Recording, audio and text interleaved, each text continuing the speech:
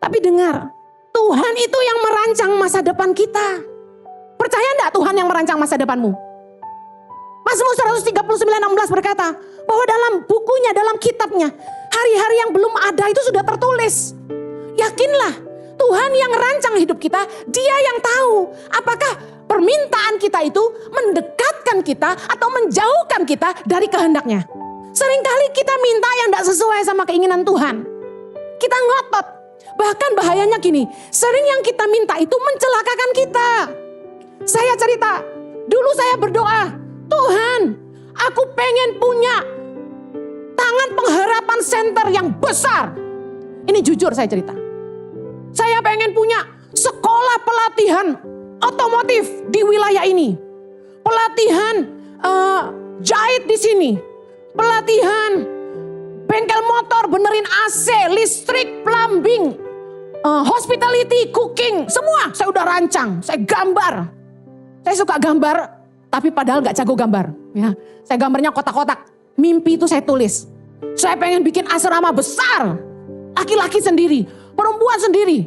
Saya pengen punya dapur yang besar untuk mereka, ruang makan yang besar. Saya ingin bikin gereja di situ. Saya pengen punya gereja chapel di mana mereka juga bisa beribadah pagi dan malam di situ. Wah, mimpinya besar waktu itu. Tiba-tiba saya ditelepon orang, diajak ke Nias. Bu Eni, tolong bantu, ada panti asuhan di Nias kolaps. Dari 100-an anak tinggal 35. Stafnya saya lupa ada berapa. Mereka sekarang gak bisa makan, gak bisa jalan. Saya lari langsung cepat ke Nias untuk selamatkan anak-anak ini.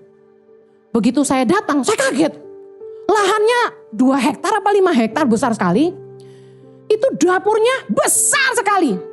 Ada asrama laki-laki 1 gedung sendiri, asrama perempuan gedung sendiri. Ruang makannya besar, ada sekolahnya sendiri di depan. Keren banget. Ada ruang untuk belajar carpenter, membuat furniture. Ada ruang fitness, bayangin tuh. Terus kolaps.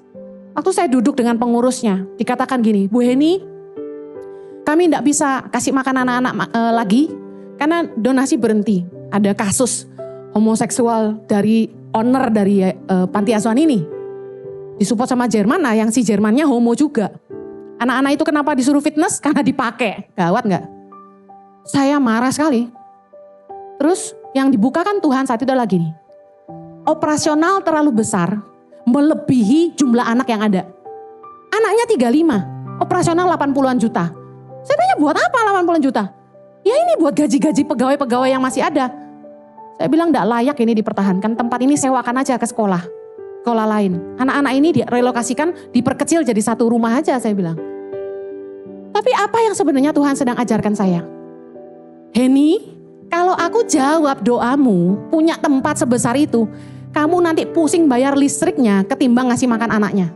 Pusing gaji pegawainya daripada nyekolahin anaknya. Bisa paham maksud saya? Kadang-kadang permintaan kita sama Tuhan itu melampaui kemampuan kita. Tapi manusia selalu mau yang lebih dan lebih. Kenapa? Akar masalah tuh kesombongan aja. Ego. Kan keren? No. Tapi sekali lagi balik lagi. Kunci iman adalah kepercayaan kita kepada Bapa. Kita punya Bapa yang baik. Kalaupun doa kita nggak dijawab seperti yang kita mau, percayalah Bapa kita Bapa yang baik.